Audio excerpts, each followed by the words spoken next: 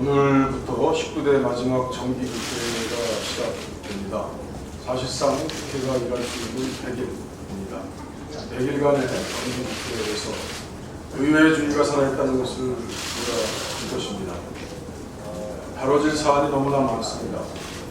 국민의 혈세를 쌈짓돈으로서는 특수활동비 문제가 아직 시작조차 진전이 안 되고 있습니다. 영수증 없는 권력, 묻지마 예산, 이번 국회에서 대강의 단락을 잡겠습니다. 국민에게 줄줄 새는 돈이 없도록 국민에게 안심시켜 드리겠습니다. 이산가족 상봉, 대기업의 지배구조 개선, 대기업과 중소기업의 상생협력, 실질적으로 사는 방법입니다. 이것이 중점적으로 다뤄져야 합니다. 하루빨리 예결위 내 특수활동비 제도 개선 소위원회를 구성해서 정상적인 정기국회 활동에 돌입할 수 있기를 진심으로 기대합니다. 정기국회 순항을 위해 필요한 것은 국회와 국민에 대한 존중, 그리고 야당에 대한 파트너십입니다. 우리 당은 이번 정기국회를 사생 국회로 만들기 위한 사직생 각오로 임했습니다. 이번 정기국회에서 의회주의를 바로 세우고 우리 경제를 살릴 마지막 기회를 찾겠습니다. 정부의 과도한 법인세 공제 혜택은 과도한 재벌 보호 정책입니다. 누누이 말씀드립니다만 법인세 공제 감면세액이 지난해 4조 9천억이 넘었습니다. 2조 8천억, 3조 5천억에 2008년도 이후에 5년 만에 40% 이상 줄었습니다. 그런데 중소기업의 감면액은 오히려 줄어들었습니다. 이런 법인세 역진적 구조로 천문학적인 이익을 보는 재벌 기업의 법인세 실효세율은 웬만한 중소기업보다 훨씬 낮습니다. 현행 법인세 구조는 이익이 늘어날수록 세율이 높아지는 것이 아니라 온갖 공제 혜택으로 세율을 낮추고 재벌 기업의 특혜를 몰아줍니다. 이렇게 형성된 손쉽게 벌 수 있는 안락한 구조는 재벌 기업을 온실속의 화초로 전락시켰습니다. 우리나라의 기형적인 조세제도와 각종 혜택은 재벌에게 기업가 정신, 혁신과 도전 정신을 앗아갔습니다. 그래서 재벌들이 글로벌 시장에 도전하기보다 동네 상권에 진출해서 중소기업과 자영업자들의 몫을 빼앗는 쉬운 길을 가게 만들어 버렸습니다. 그 결과 기업발 한국경제 위기론이 고개를 쳐들고 있습니다. 말씀드린 것처럼 이미 미국의 허락에 의해서, 미국의 담합에 의해서 위안화의 절하가 이루어졌습니다. 일본과 미국의 우방관계는 유지되고 있습니다. 한국은 이제 시진핑의 내수 중심의 정책, 과도한 가공무역 중심의 수출 정책을 지향하는 새로운 시진핑 뉴드림, 뉴노멀 정책에 이미 적응력을 다시 상실했습니다. 그 결과 현대자동차 그룹, 삼성그룹이 세계 시장에서 어렵다는 얘기들이 들리고 있습니다. 나머지 재벌들은 말할 것도 없습니다.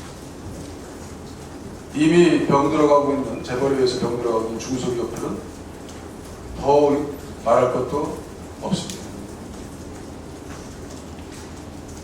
기업 구조조정 촉진법이 올해로 마무리됩니다. 박근혜 정부가 노동시장 구조조정을 외치고 있습니다만 이미 기업 위기로는 노동시장에 있어서의 어쩔 수 없는 구조조정이 맞닥뜨려 있습니다. 우리 새정치민주연합은 이것을 미리 예견하고 노동시장에 있어서의 노동자들의 닥칠 벽진성, 불합리성을 더 단단한 사회적 시장, 사회 안전망 정책으로 단단하게 미리 준비할 것을 예고하고 준비하겠습니다.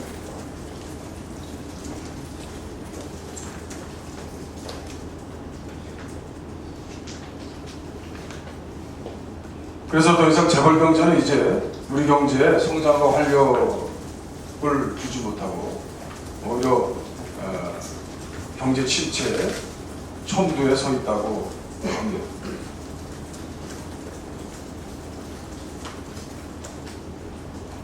이번에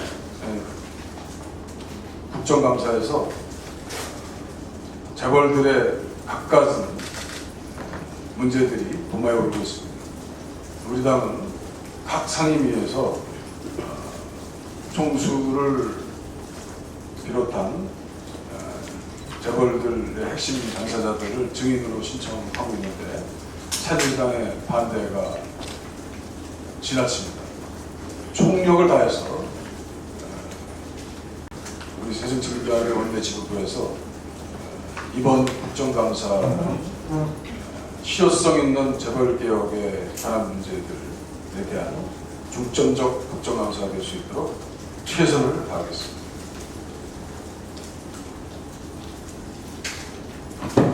네, 이상입니다. 네, 감사합니다. 다음은 최재천 정책위 의장님 말씀이 있겠습니다. 예, 최재천입니다.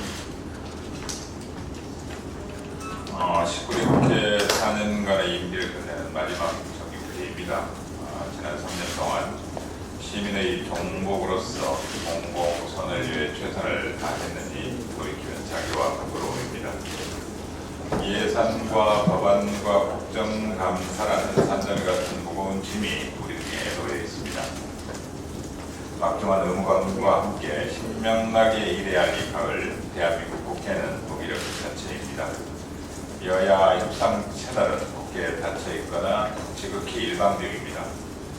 집권당으로서 정치적 책임을 감당해야 할 새누리당의 부재는 입법부의 부재로 이어지고 정치의 실종, 민생의 실종으로 악순환되고 있습니다. 미국 재헌의회에서 제임스 메디슨은 정부 한 부서의 모든 권력을 행사하는 사람들이 정부 다른 부서의 모든 권력을 장악할 때 자유는 위험에 처해지고 독재는 고개를 든다고 경고한 바 있습니다. 입법권이 행정 권력에 종속될 때 이런 방식의 왜곡된 헌정 질서를 아무런 반성이나 성찰 없이 대통령과 행정부가 향유할 때 권력의 견제와 균형은 어디간되었고 시민의 존엄성은 위험에 처합니다. 아프리카 줄루족 속담은 사람은 다른 사람들을 통해서만 사람이라 했습니다. 권력 질서 내외에서 노예주의 안팎에서 바람직한 관계망과 공론의 장을 만들어 절차적 정의를 확보하는 것이야말로 시민들이 꿈꾸는 공화국 질서입니다. 어제 김무성 대표께서 경제 활성화법에 대한 여야 공개 토론을 제안했습니다. 저희들은 그래요, 당장 시작합시다라고 했습니다. 다만 저희들은 덧붙이지 않을 수 없습니다. 안타깝지만 공화국 의회의 현실은 이 토론의 청와대를 호출하지 않을 수 없습니다. 솔직하게 말합니다. 여야 청 토론회가 돼야 합니다. 우리 앞에는 밀린 숙제가 많습니다. 지속 가능한 미래, 고용적 성장, 청년 정책, 저성장의 늪을 건너는 법, 한중 FTA 등 시대와 시민께서 내주신 과제들입니다. 이번 정기국회 100일 기도 심정으로 날 밤을 새서라도 숙제를 미루지 말아야 합니다. 미국 인디언 보호구역에 새로이 수학 선생님이 부임했습니다. 시험 날이었습니다. 각자 문제를 풀더니만 어느 순간 한 학생 주위로 학생들이 몰려드는 것이었습니다. 부정행위였습니다. 논란 선생님에게 어느 학생이 의아한 눈으로 외쳤습니다. 저희들은 어려운 문제는 함께 푸는 것이라고 배웠거든요. 어쩌면 우리 정치는 이미 시민에 대한 연대와 공감 능력을 상실했을지도 모릅니다. 고통스러운 시민의 삶 앞에 절대 경호가 필요합니다. 오로지 시민의 존엄을 위해서라면 우리는 이번 국회에서 얼마든지 협력할 각오가 되어 있습니다. 두 번째 주제입니다. 어제 한국은행에서 기업경기 실사지수를 발표했습니다. 2010년 100을 넘어섰던 제조업의 기업경기 실사지수는 하향세를 거듭해 현재는 68에 불과합니다. 기업들이 체감하는 경제 상황이 지속적으로 악화되고 있습니다. 제조업, 비제조업 모두 가장 심각한 애로사항으로 내수 부진을 꼽았습니다. 늘 강조합니다만 기업은 결코 홀로 존재할 수 없습니다. 가계 소득을 올려 내수를 증진시키고 이를 바탕으로 기업을 활성화하는 선순환이 필요합니다. 이것이 경제 민주화요, 포용적 성장이요, 가계 소득주도 성장입니다. 박근혜 행정부는 노동개혁만 해내면 모든 문제가 다 해결될 것처럼 말합니다. 그러나 기업인들이 평가하는 노동 문제는 경영 애로사항의 5%에도 들지 못할 정도로 사소했습니다. 부분이 아닌 전체의 균형, 재벌과 수출과 불균형 성장 신화에 대한 비판적 성장이야말로 지금 이 순간 가장 분명한 대안입니다. 정책의 대전환을 요구합니다. 마치겠습니다. 네, 다음은 이석현 부회장님 말씀 듣겠습니다.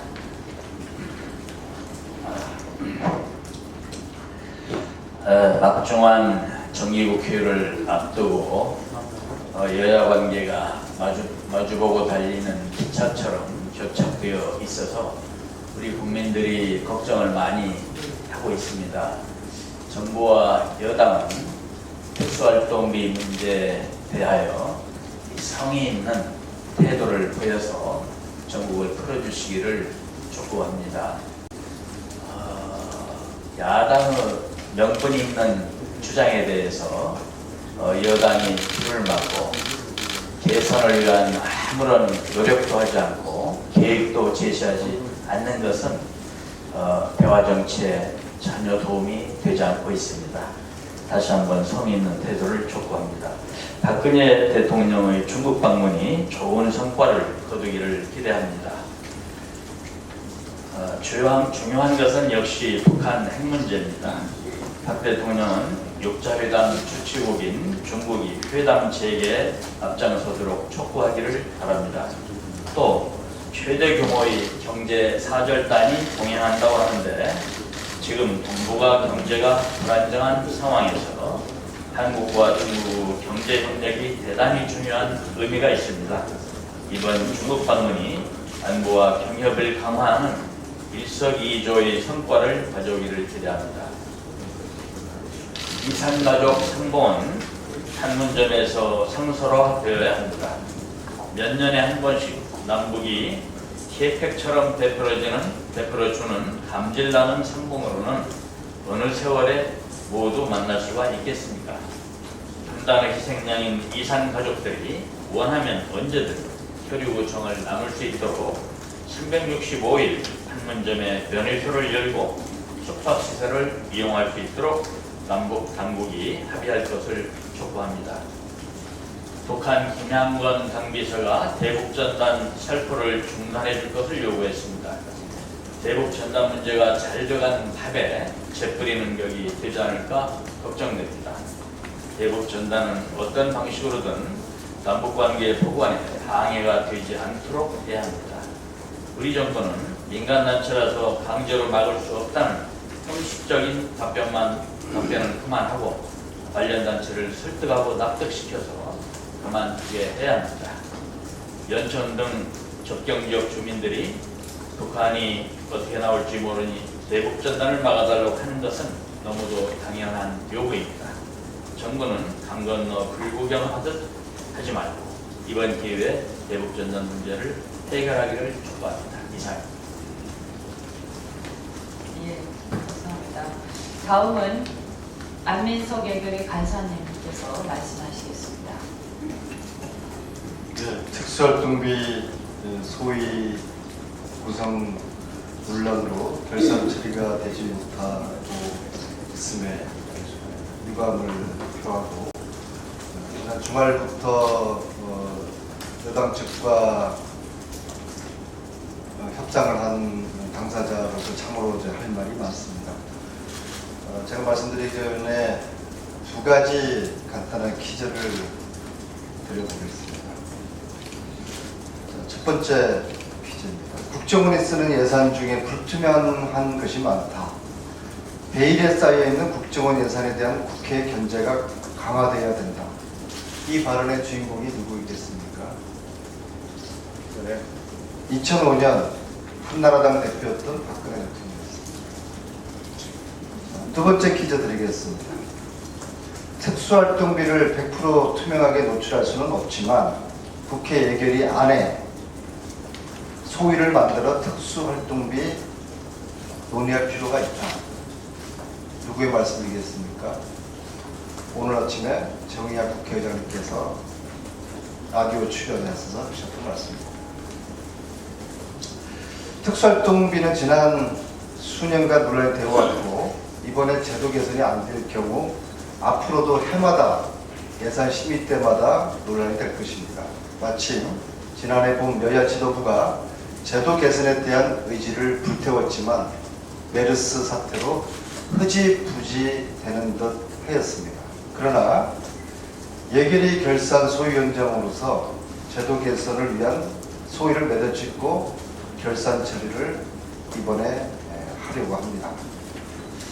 다행히 오늘 아침에 국회의장님께서 소위 구성에 대한 동의 입장을 표명하셨기 때문에 여당만 동의하면 소위 구성은 가능하게 되었습니다. 특수활동비는 8,800원으로 알려졌지만 본 의원이 조사한 바에 의하면 1조 원이 넘는 듯합니다. 확인이 필요합니다. 즉 국회와 국민들이 모르는 어딘가에 또 다른 특수활동비 수천억 원이 숨겨져 있을 가능성이 있다고 봅니다. 도대체 결산소위원장조차 특수활동비 규모를 모르고 결산 처리를 할 수 없는 건 아니겠습니까?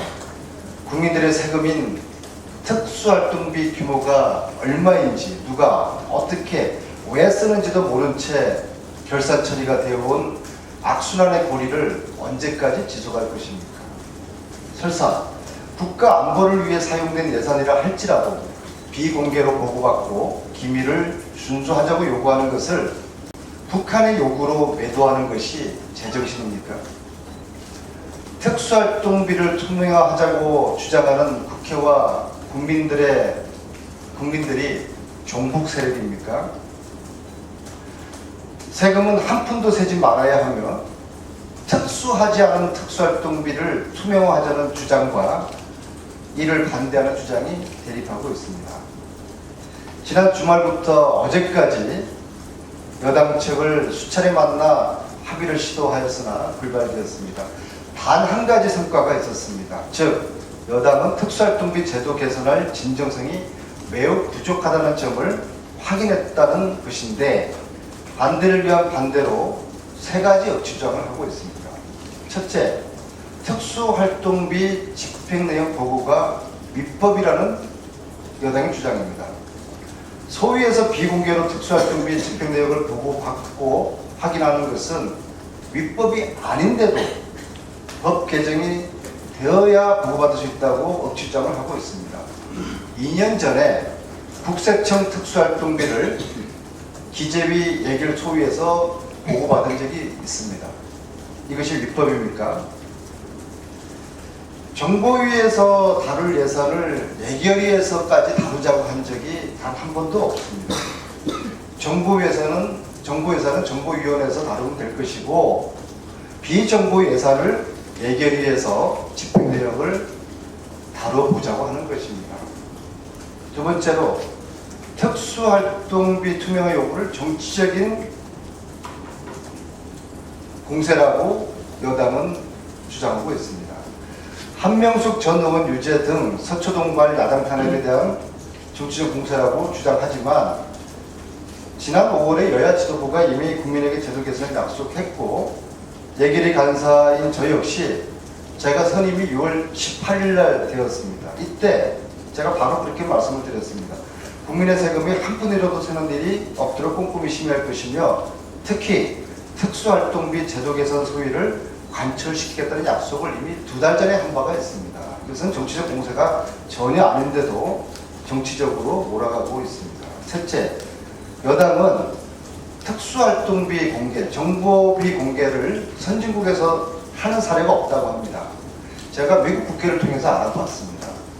미국 CIA조차도 인건비부터 모든 것들을 처음부터 끝까지 공개를 하고 있습니다. 단, 국가 보안이나 기밀 유지가 필요한 사항에 대해서는 제한된 의원들을 제한된 비밀 장소에서 따로 오도록 해서 문 밖에서는 해병대가 총을 들고 지키고 있고 문 안에서는 참여한 의원들이 기밀 준수 서약을 하고 그 서약 내용은 이렇게 됐다고 합니다. 내가 오늘 본 내용에 대해서는 나의 부인을 비롯한 아들 자식에게도 공개하지 않겠다, 발설하지 않겠다. 그런 선서를 하고서 CIA의 비밀 내용을 공개한다고 합니다. 선진국에서 사례가 없다는 여당의 주장은 사실이 아닙니다. 정리하겠습니다. 한 가지 거짓을 합리화하기 위해 7가지 거짓을 해야 한다는 영국의 속담이 있습니다.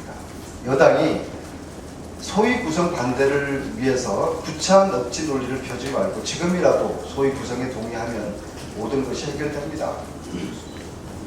특수활동비 제도 개선 소위위원회 합의가 이루어질 때까지 결산 소위위원회 실을 열어놓고 결산 처리를 보류할 것입니다. 그러나 서두르지 않고 인내를 가지고 국민과 함께 기다리겠습니다. 추석 때까지라도 기다려보겠습니다. 그러나 내년 예산 심의가 시작되는 10월의 마지막 밤까지 기다리는 일이 없기를 바랍니다. 이상입니다. 네, 감사합니다. 다음은 이춘석 원내 수석부대표님 말씀이 있겠습니다. 어제 애결 산하 특수활동비 소유 선거 관련한 여야 2+2 협상은 결렬됐습니다. 그러나 각 부처에 산재해준 특수활동비를 총체적으로 점검하고 국민의 세금을 땀짓돈처럼 쓰는 관행을 개선하려는 의지가 있다면 새누리당은 소위 구성에 적극 협조해야 할 것입니다. 특수활동비도 결국은 국민의 세금입니다. 최소한의 검증을 위해 제도 개선을 하자는 것이 무엇이 문제인지 모르겠습니다. 여당이 자신의 돈으로 특수활동비를 주는 것도 아닌데 최대한 투명화해서 공개하자는 국민의 목소리에 이제는 응답할 때가 되었습니다. 그리고 어제 유통위에서 한중 FTA 비준 동의안이 단독 상정됐습니다. 청와대의 오다가 떨어진 지 보름 만입니다.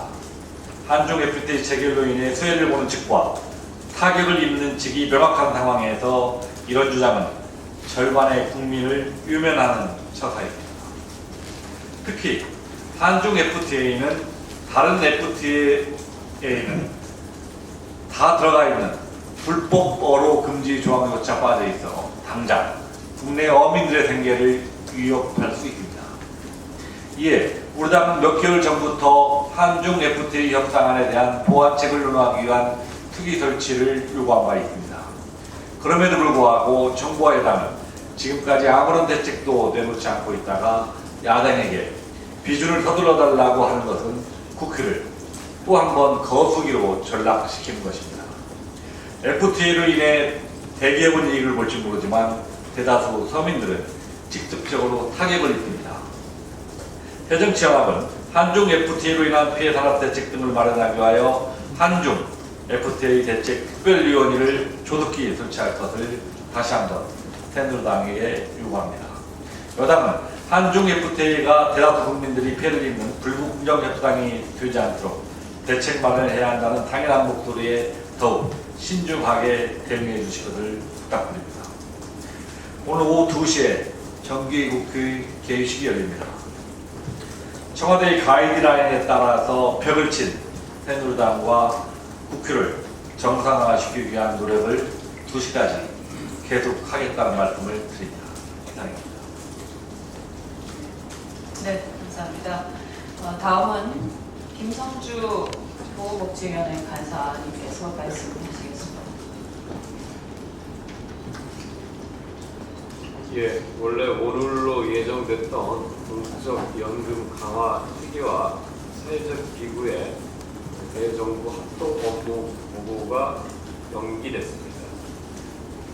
여당 측에서 복지부 장관이 임명된 지 얼마 안 돼서 업무 파악이 안 됐다며 미뤄달라고 요청했기 때문입니다. 여당의 내분 사태로 2달을 까먹더니 이제는 정부가 준비가 안 되었다고 하니 기가 막힙니다.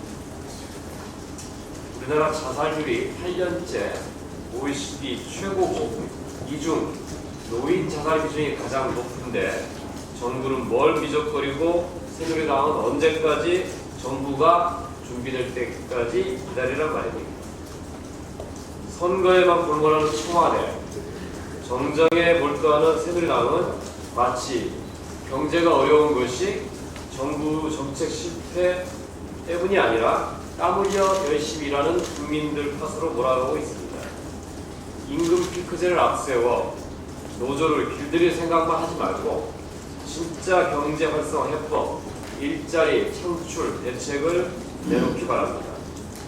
OECD 최고의 노인 빈곤과 세계 최고의 자살, 저출산의 늪, 그 심각한 청년 실업이 보이지 않습니까? 정부가 내놓을 대책은 임금 삭감이 아니라 국민의 소득을 늘려주는 방안이고 해고를 쉽게 하는 정책이 아니라 실업자 구제 체계입니다. 연금특위 활동 시한이 10월 말이니 시간이 얼마 남지 않았습니다. 새누리당은 공무원 연금 개혁할 때 반의 반이라도 성의를 보이기 바랍니다.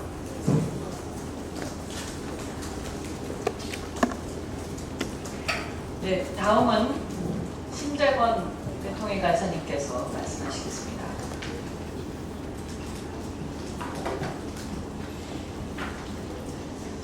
대통령의 간사로서 한종의 부디 단독 상대위원회 다시 한번 말씀드립니다. 어제 여당 단독으로 외통위를 열어 한종의 부태 등의 비준 동의안을 상정한 데 대해 다시 한번 깊은 유감을 표합니다. 거듭 말씀드리지만 우리 당은 한종의 부태의 지적 자체에 반대하지 않습니다. 비준 동의안의 상정 자체를 반대하는 것도 물론합니다. 한종의 부태에 무엇을 담고 부족한 점이 있다면 어떻게 보완할지에 대해 국회 특위를 구성해 관련 상임위가 함께 참여하여 논의하고 의견을 모으는 것이 훨씬 빠르고 효율적이라는 것이 우리 당의 의견입니다. 박근혜 정부가 외통위의 통상관계 업무를 산자위로 넘기면서 외통위는 FTA의 진행 과정이나 실질적 내용보다는 비준동의 절차만을 담당하도록 되었습니다. 그러나 한종 FTA는 특정 내용만은 단순한 조약이 아니고 우리 경제 전반에 걸쳐 커다란 영향을 미치는 굉장히 포괄적인 조약입니다. 산업 분야, 농업 분야, 환경 분야 등 여러 분야를 아우르고 있습니다. 해당 부분에 전문 상임위가 아닌 외통위에서 단독으로 검토하고 처리하기보다는 산자위, 기재위, 농해수위, 환노위 등의 관련 상임위가 함께 참여하는 특위가 구성되어 심도 있는 논의가 이루어져야 할 까닭을 조속한 특위 구성을 촉구합니다. 한중 FTA 피해액을 포함해 그동안의 모든 FTA 농업 분야 피해액을 추정하면 26조 5,276억 원에 달한다고 합니다. 그러나 이를 보전해주는 FTA 피해 보전 직분제에 따른 보상 금액은 지금까지 고작 578억 원에 불과했습니다. FTA 피해 보전 직분제의 개선이 시급함도 지적합니다. 지난 한호주 한캐나다 FTA 비준 시 여야정 협의체에서 검토하기로 협의했던 무역 이득 공유제 도입 문제에 대해서도 국회 차원의 본격적인 논의가 이루어질 것을 촉구합니다. 이상입니다. 정부 여당은 한중 FTA 비준안을 제출하면서 피해 대책으로 합의안, 무역이득 공유제 법제와 피해 보전 직불제 보완 문제 등 여러 가지 방안을 검토하기로 약속했습니다. 그러나 산업부 장관은 무역이득 공유제에 대한 반대 입장을 분명히 했고, 농림식품부는 법제화가 아니라 자율기구를 통한 운영을 운운하고 있습니다. 이처럼 정부가 한중 FTA 피해 대책에 대한 농민과의 약속을 기만하고 있는 와중에 새누리당이 비준안까지 여야 간 합의를 무시하고 단독 상정한 것은 중국산 농산물 수입으로 인한 피해를 입고 있는 농민들의 가슴에 못지를 않는 처사입니다. 정부가 국회에 제출한 한중 FTA 영향평가 결과에 따르면 한중 교역으로 인한 농업 피해액은 10조 원으로 추산됩니다. 그러나 정부는 한중 FTA로 인한 직접적인 피해가 20년간 1,540억에 불과하다는 이유로 한중 FTA 재정 지원 규모를 20년간 고작 2,259억으로 정했습니다. 중국산 농산물 피해 대책을 마련하기 위한 예산으로는 턱없이 부족합니다. 그리고 어제 청와대 안정범 경제수석은 한중 FTA가 지연되면 우리나라의 무역 손실은 하루에 40억에 이른다고 으름장을 놓고 있습니다. 역으로 보면 한중 FTA로 인한 국가적 이익이 하루에 40억 원에 이른다면 이를 통해서 피해가 심각한 농업 분야의 무역이득 공유제를 하라는 것은 너무나 당연한 일이 아닙니까? 이처럼 한중 FTA에 대한 미흡한 대책과 협상의 내용상의 문제에 대해서 실효성 있는 대책도 없이 비준하는 단독 상정하는 행위는 농민과의 약속을 그리고 신뢰를 저버리는 행위이며 우리 당은 결코 용납하지 않을 것입니다. 한중 FTA 비준안은 여야 정부와 협의를 통해서 약속한 무역이득 공유제 등 피해 산업에 대한 성의 있는 대책, 보완책을 논의한 후에 상정하는 것이 맞습니다. 박근혜 대통령은 농업인의 생존권을 담보로 한 한중 FTA 비준안 통과를 방중을 겨냥한 선물 보따리로 생각해서는 안 될 것입니다. 정부와 여당은 이제라도 한중 FTA 보완 대책을 마련하기 위한 국회 한중 FTA 특일 구성에서 피해 보전 대책 등을 위한 노력에 나설 것을 촉구합니다. 네, 다음은 강동원 의원의 말씀 주시겠습니다. 네, 마지막 발언이기 때문에 짧게 말씀드리겠습니다. 잘 아시다시피 해방 70년을 맞이한 올해 유별나게 친일 미화하는 이 발언들이 국민의 분노를 샀던 기억이 생생합니다. KBS 이인우 이사장의 친일 발언, 박근혜 대통령의 동생 박근영의 친일 발언들이 대표적입니다. 심지어 지난해에는 울산시에서 자랑스러운 울산인으로 후보에 올랐던 친일 악질 고등계 형사 노덕술 우리는 잊지 않고 있습니다. 박근혜 대통령이 내일 2박 3일 일정으로 중국을 방문해서 4일 상해 임시정부 재개관식에 참석하기로 결정했다는 소식입니다. 저는 대통령께서 상해 임시정부 재개관식에 참석해가지고 애국 선열들을 어떤 낯으로 볼지 참으로 궁금하기 짝이었습니다. 해방 70년을 맞이한 현재에도 독립운동을 했던 애국 선열들을 외면하고 있기 때문에 그렇습니다. 그 대표적인 사례가 항일 의병운동을 펼친 우리 선열들에 대한 정부의 무관심한 태도입니다. 제가 1974년도에 발행한 독립운동 사료집 별집 1권을 분석해보니까 이 책은 항일병 판결문을 전부 수록한 독립운동 사료집인데요.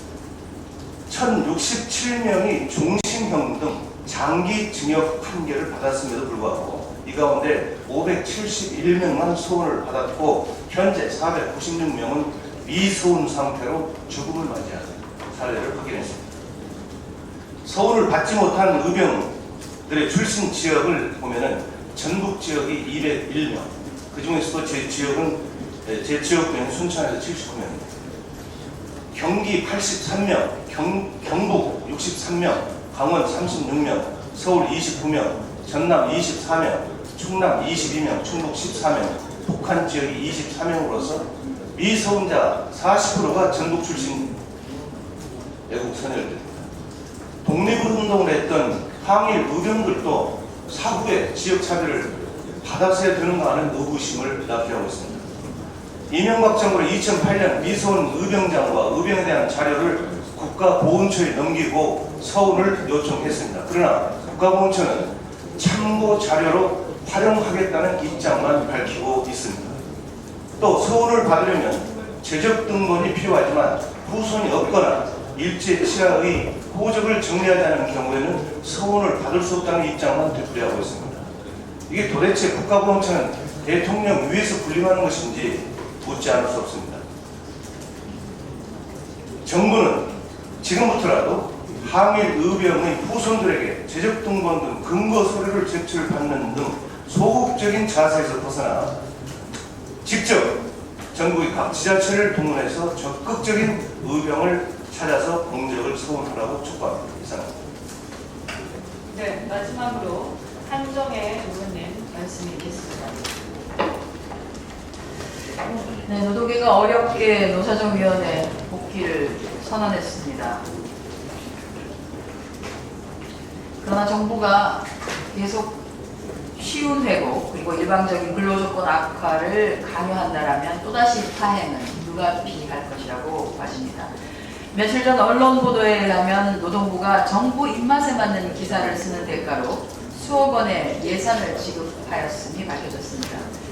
이렇듯이 정부 정책 홍보를 일괄 대행하는 탐키 홍보는 예산 집행 과정에 대한 검토가 이루어지지 않아서 국민 혈세가 낭비되는 문제도 있지만 무엇보다도 문제가 큰 것은 국민에게 왜곡된 여론을 전달해서 국민 통합을 저해하고 정부를 비판하고 견제해야 하는 언론의 핵심 기능을 송두리째 흔들어버리는 반체제적인 행위라고 할 것입니다.